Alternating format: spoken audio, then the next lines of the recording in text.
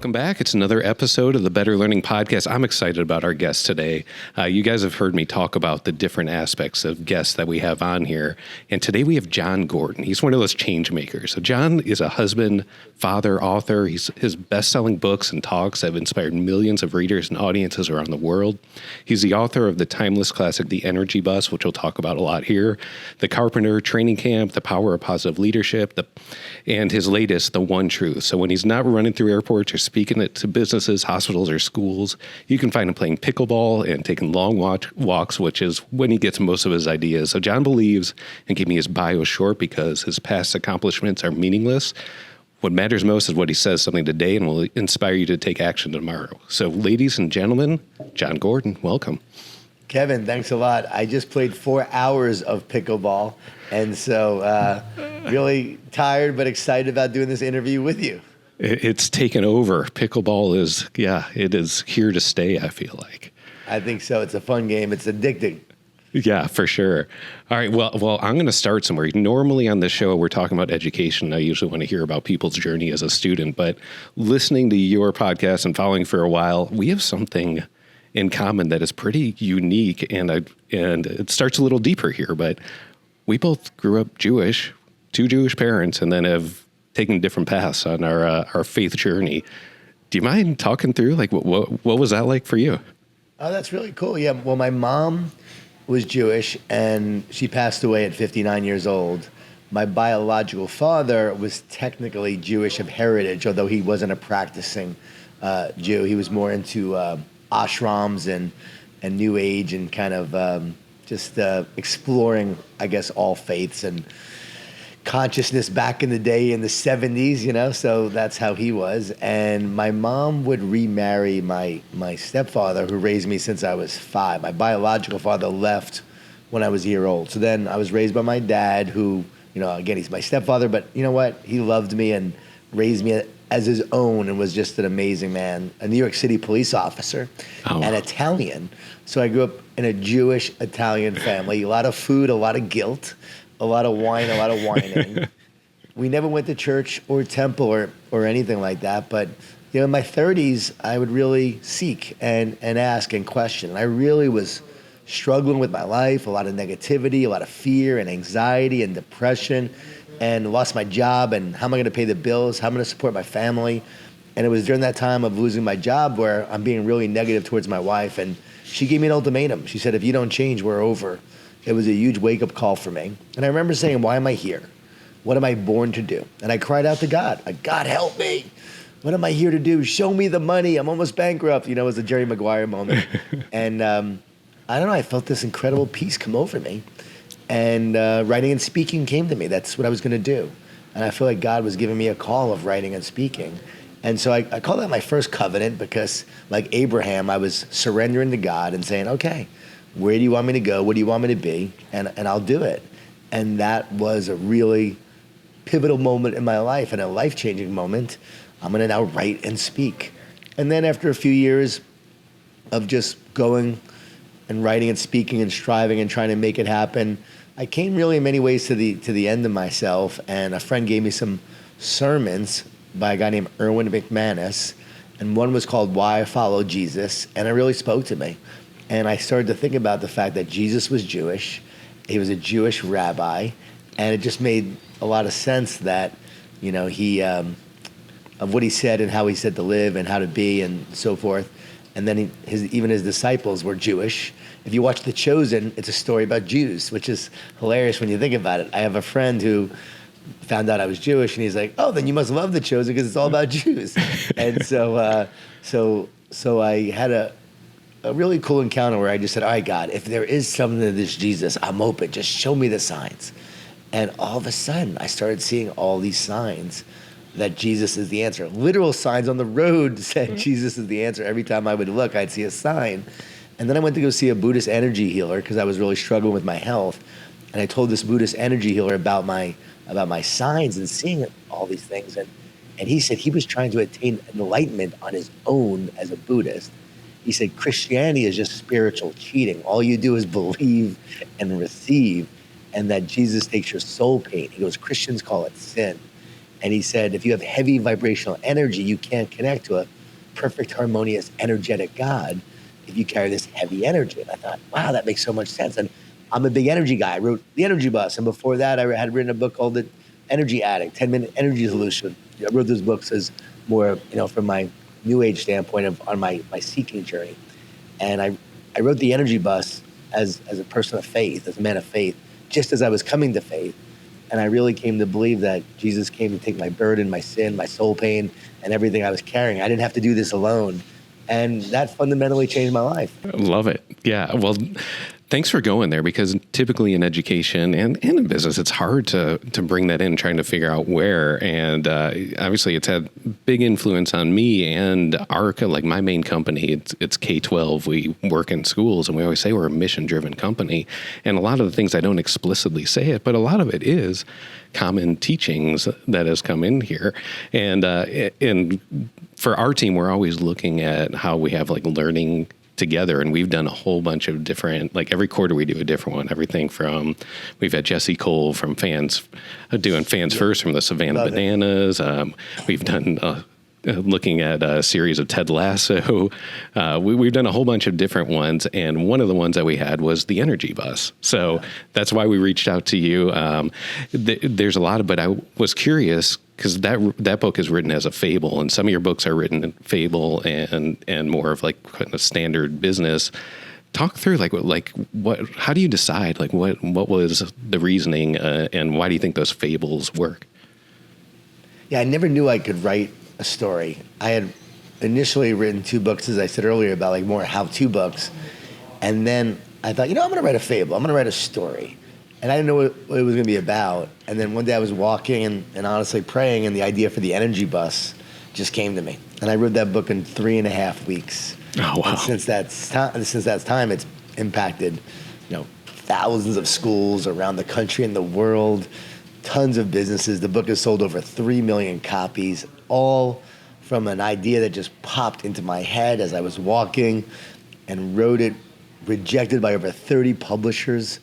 But it was after that I thought, I really like writing fables, and I liked writing the story. I didn't know I could write a story, but when I wrote that, I'm like, okay.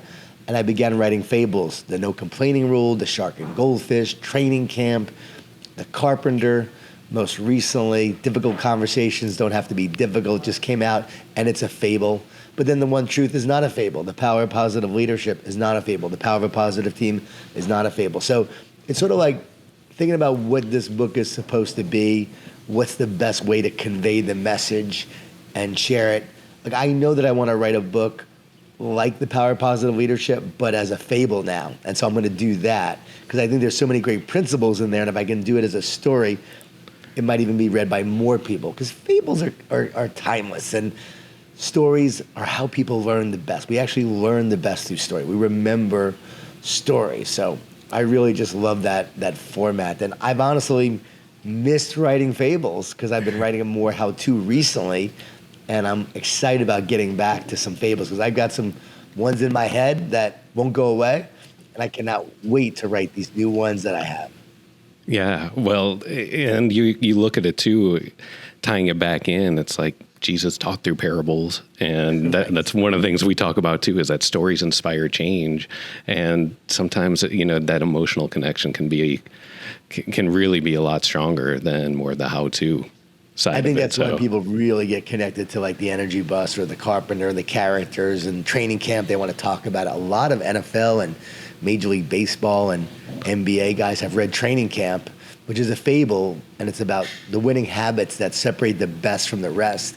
But it's also about overcoming your fear, with faith, to be all that you're meant to be. And I think we all have to go on this journey to overcome the fear and the anxiety, and also the identity issues of we're not enough, to become what we're meant to do in this world. And so it really does resonate with a lot of people. So I do really enjoy, sharing the lessons through the fable that touches people and makes people emotional. When people tell me they've cried at some of the fables, I love that. That's like that's a great thing. I actually cried reading The Positive Dog and also Training Camp when I read the stories via audiobook. That's a good sign.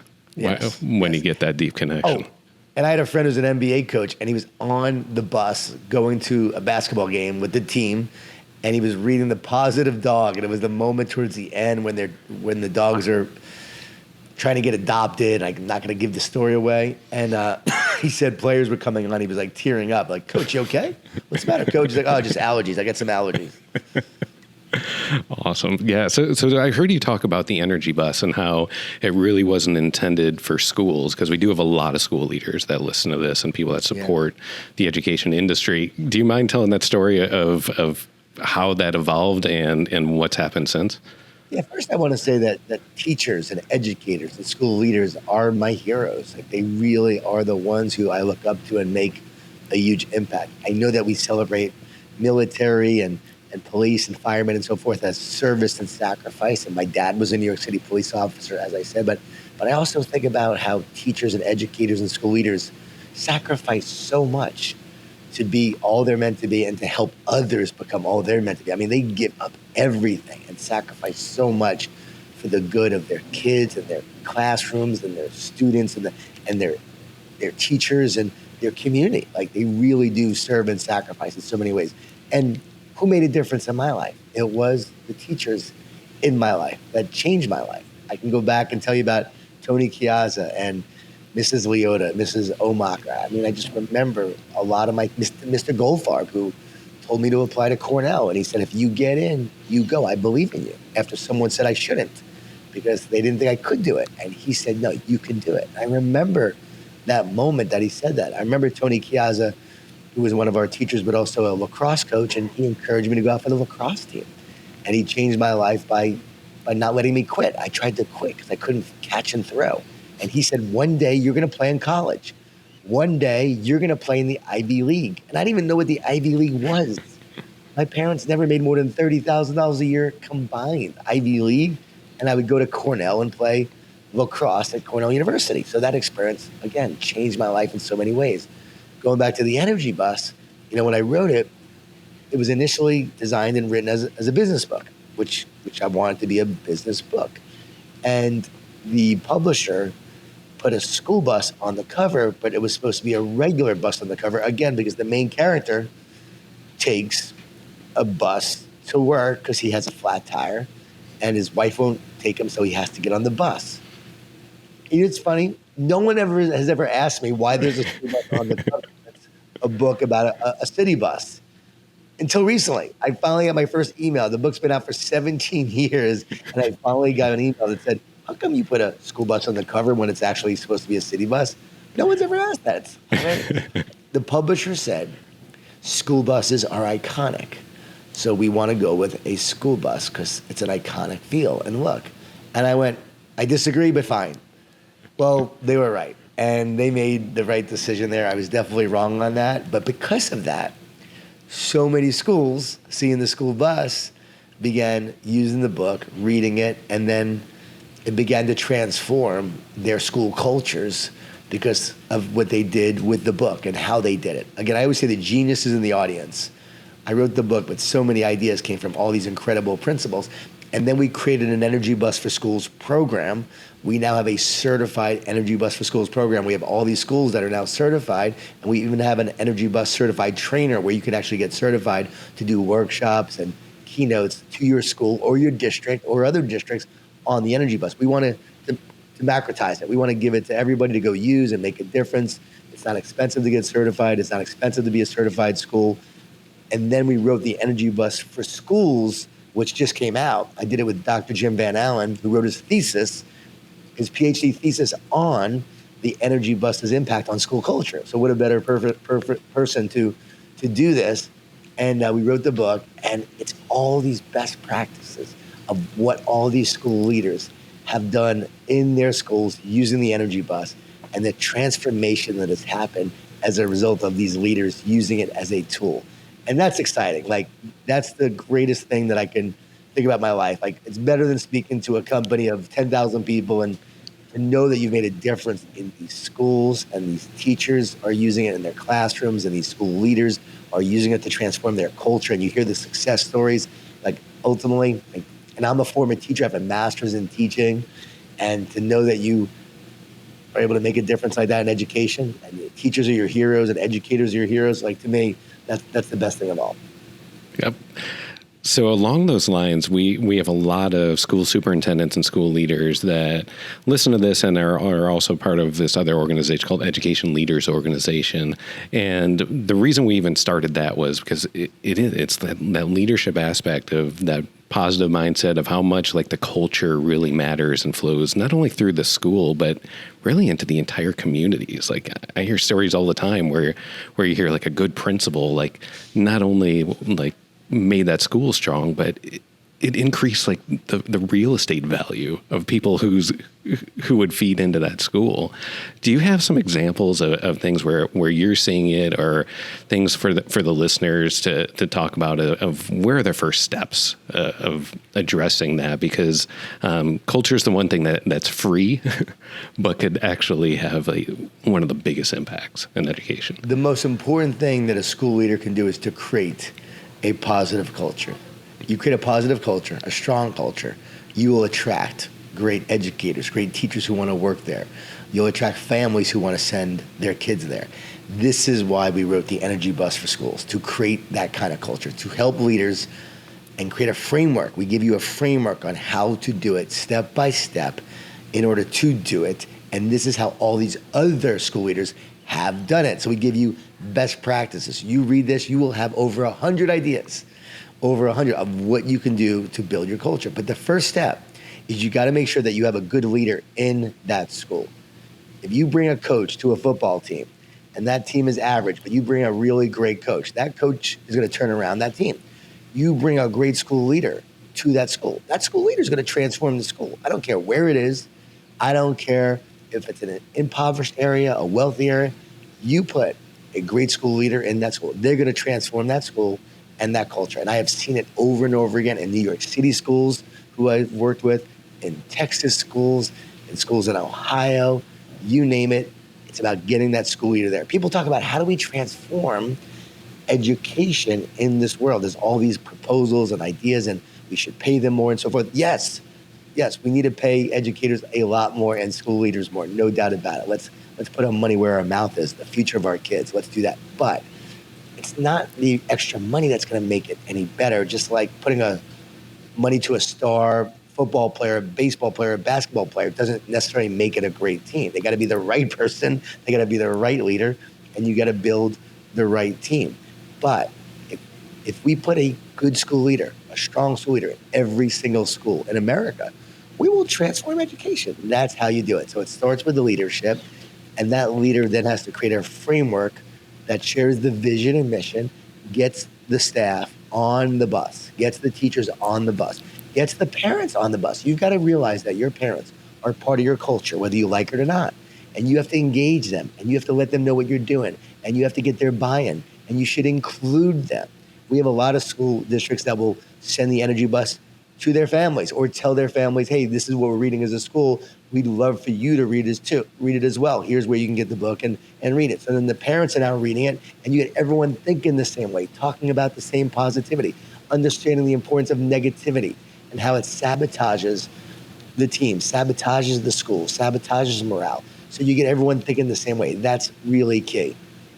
And I'm just a big believer that you got to make sure that you're engaging your teachers and really taking care of them and energizing them. And we have a whole bunch of practices on making sure that you're doing that. You just got to value them. But then when you do, and you build relationships with them as a school leader, you can't sit in your office all the time. You got to be out there connecting. And I always encourage school leaders to connect one-on-one with at least 1, 2, or 3 at most people a day that work in your school. So try to connect with 3 staff every day if you can. Put it on your calendar. We're talking 5 to 10 minutes. Make it a priority. You do that over time, you will build great relationships with your staff, with your teachers, and that will create more connection, which will then lead to greater commitment of your staff and more buy-in because they're now weighing in. You've got the relationship going. There's more commitment, and now you can truly build a great school together. hearing your message, our audience has to see like this is why we had you on, and this is the alignment that we talk about all the time from our ELO, the Education Leaders Organization group, and then also from the other associations that we're tied to. We're always talking about is how much it matters to get everyone to the table, get the voices heard, bring in the communities, get the parents, get the students' perspectives, and that's the first level that we need to get to is that trust that comes from those connections.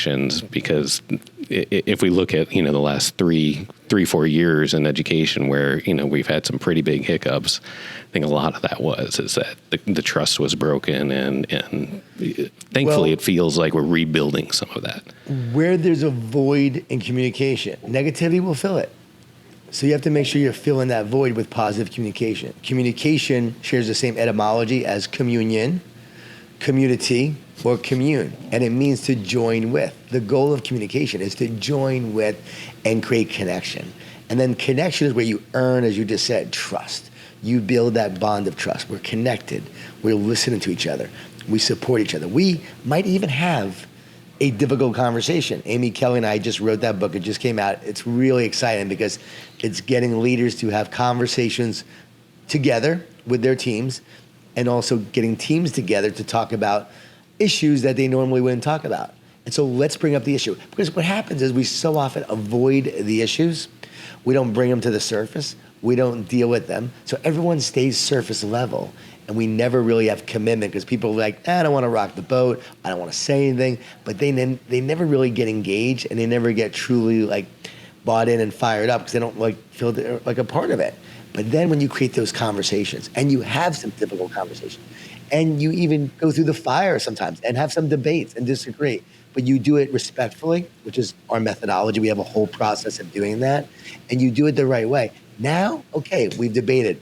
We sharpened each other. We went through the fire together. Now, all right, now we're really bought in. So we battled together, we debated together, and now we really have our agreement of how we're going to go forward. And we might even disagree about certain things, but we agree about the main things. And then from there, you can move forward as a staff that's more connected and committed. And now you're really, really engaged. And now you have real commitment. A lot of times it's very lukewarm because people just get in the paycheck. Yeah, I'm just going to be here. I'm going to show up, do my job, spend time in my classroom, care about the kids, and I'm going home. But when you really buy into your school and you create a culture where people feel like they're part of the culture and they're creating their culture, that culture is energizing, it's attractive, and everybody wants to be there, and everybody loves being there. That's different. That's a family. And we've got to create families in our schools. Yeah. I'm glad you brought up your other book here, The Difficult Conversations Don't Have to Be Difficult. I just listened to one of your podcasts about that, and it got me thinking about some of the more difficult ones and where school leaders in particular feel like they're stuck.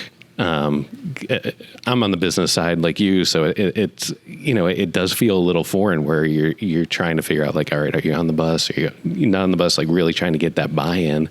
Sometimes they get just really stuck with people and trying to have like, whether it's the difficult conversations or trying to figure out like, they have the option when you have someone on your team has the option to opt in, but you as a leader don't actually have the option to have them opt out.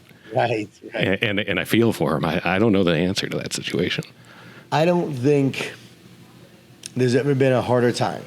I truly think this is the hardest time that we've ever had for school leaders. Because no matter what you do, you can't make everyone happy. There's just so many issues that are going on right now. And as I wrote in The One Truth, right, it's all about division. When you have division and you have a team that is divided, you become a very weak team. And what happens is we're seeing in America just constant division, constant fighting, constant lack of connection. And so it's hard to agree on a lot of things. And so you have people that agree with this and other people don't. And so no matter what you do, you can never truly feel like you're making everyone happy. But that's where leadership comes in. You got to lead by principle, not circumstance. You got to lead by this is what I truly believe, and this is how we're going to do things here. And you know what? It's not going to be popular, but This is what I believe. And then from there, you're going to win some and you might lose some, but you're just not going to be able to make everyone happy today. And I really feel for school leaders because there's no perfect answer. It's more art than science right now. It really is. All right, a little lighter here is your podcast. You've had some amazing guests on it over the years. Who are the ones where you're like, really, like, I'm going to get to talk to this person? Are there ones like that where you still pinch yourself and be like, wow, like somebody's giving me this much time? Because I do appreciate Matthew McConaughey was really a lot of fun, speaking to him. That was during COVID when he wasn't doing a lot of podcasts then. I was one of the first podcasts that he did before he wrote his book, Green Lights and all that good stuff. So that was a lot of fun. Speaking to Need to Breathe, the band, which I just love the band. That was fun speaking to them. Again, I love their music. Bret Michaels from Poison was a lot of fun to have him on the podcast. And we've actually become friends. Like, he's nothing like you would think a rock star musician would be. Like, he's really into investing in real estate, and he has diabetes, and he's all into sports and business, and just, like, we've had some really great conversations. So that's a lot of fun. And then just Eddie George was so special, the Heisman Trophy winner. You got him to like into tears in like the first 8 minutes of that episode. He broke down, and that was a really special moment because he was just talking about going to military school and how that had a big impact on him. And then I just something said, ask him why he went to military school, because he wasn't going to go there. And I said, Eddie, why'd you have to go to military school in the first place? Like, what brought you there? And he said, oh, well. And then he started crying because his mom saved up money and pretty much sacrificed everything to send him to this military school because he wasn't doing well in the neighborhood, was hanging around with the wrong kids, and winded up going to military school. And he started crying because of the sacrifice his mom made, and she had passed away. And so he broke down. And it was a special moment on the podcast. I've had a lot of people reach out to me who have listened to it and have really been touched by it. So that was really special. I've known Tim Tebow for a while now, since he was in high school. So having him on the podcast was a lot of fun. And Sean McVay and Dabo Sweeney. And there's been a lot more that I can't even think about. Oh, Roma Downey was a lot of fun. And we just had Candace Cameron from the Full House. My wife and I interviewed her, so that was a lot of fun. Yeah, so it's fun. You meet a lot of people doing this, and people read your books and they reach out to you, and that's the cool thing. And then from there, you develop a relationship, and then you realize they're just people. Just like people think that I'm some kind of celebrity sometimes, and I'm like, no, I'm very normal. Yeah, that's what's so cool about this era that we live in, and podcasting too. It's like, man, what other era could you be able to have these conversations with people you admire and people you just want to talk to? That's true. It's amazing. It's the one thing I'm like, I would have never thought this would happen. Yeah, it's cool. Yeah, very cool. All right, so as we're wrapping up, I appreciate your time. Is there anything that we missed that you really would wish I would have asked you? I mean, if you ask me why I do what I do, it really is a mission. Like, I still go to speak to school districts, and I still love doing it. School districts do not have my usual budget that I get paid for to speak these days from corporate America, but I'm still someone who will want to go speak to school districts, and I lower my fee to do that because I just love the impact that educators make. And I really feel like it's more of a calling than anything. And so I'm just being obedient, like my faith in God, my trust in God. And I feel like, okay, this is something that God has brought me to schools, and I'm meant to do it. And I really believe that your job as a teacher, as an educator, it really is missional. Like, you really got to be on a mission if you want to be great at it. And I know a lot of teachers that see it as a ministry. They're not getting paid a ton, but they really see it as a ministry. And I remember speaking at this bus driver conference. And when I was done speaking, this gentleman came up to me. He was an older gentleman. And he said, I started driving a bus for the insurance benefits and the salary. He said, I'm a local pastor of a small church around here. He said, but a funny thing happened. After a few years of driving this bus, I realized I was having a bigger impact on people's lives as a bus driver than I was as the pastor of this church. And he taught me a great lesson. You don't have to go on a mission trip to be on a mission. You can bring your mission to the work that you do every day. And as educators, our mission is right there in front of us. We see those kids every day. That's our mission. That's who we're here for. That's why schools exist. Schools do not exist for us.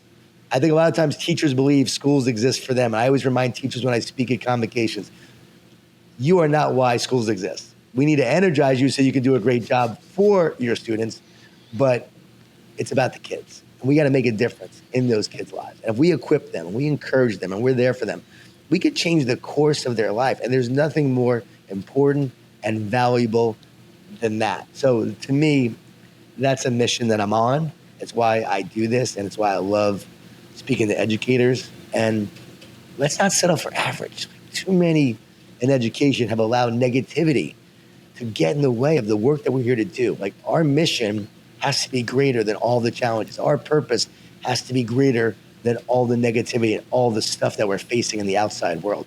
You show up every day, you make a difference in that building, you impact the kids in that classroom, you do that day in and day out, and over time, you're gonna have a huge impact and you're gonna leave an incredible legacy, just like those teachers left in my life. What a great way to wrap things up. To the audience, this is what we talk about, is trying to make sure we're bringing in the change maker mentality to the work that we're doing, whether we're in the schools or the work that's supporting schools from the industry side. But as we wrap things up, I just want to make sure, if you're not a subscriber, hit that button wherever you're listening. And betterlearningpodcast.com is our hub, and it's where we get a lot of ideas. Put a shout out to Adam Craddock on our team, who got us turned on to doing the energy bus for our team and led us to this path to have Jon Gordon on here. But we really appreciate the feedback, suggestions, because that does drive a lot of the decisions of what direction we take this podcast. Jon, great talking to you. Really appreciate your time. Yeah, I'd love to just, if I could, I'd love to give your listeners, a tool or resource for, turning around their school culture. They don't necessarily have to read the Energy Bus for Schools, but I'd love them to. But we created an Energy Bus for Schools checklist. Like, it's 15 things that you must do to create your positive culture. And so they can just go to ebschecklist.com, EBS checklist if they want, or they can go to Jon Gordon checklist, Jon, if that's easier, Jon Gordon checklist.com. And if you go there, you'll be able to just download this checklist that you can use to say, all right, am I doing these things? There's 15 things. Which ones am I doing? Which ones am I not doing? And if you're not doing the few things, then you could start doing them today. Perfect. We'll have that in the show notes and the links here too. So if you miss it from audio. All right. Thank you.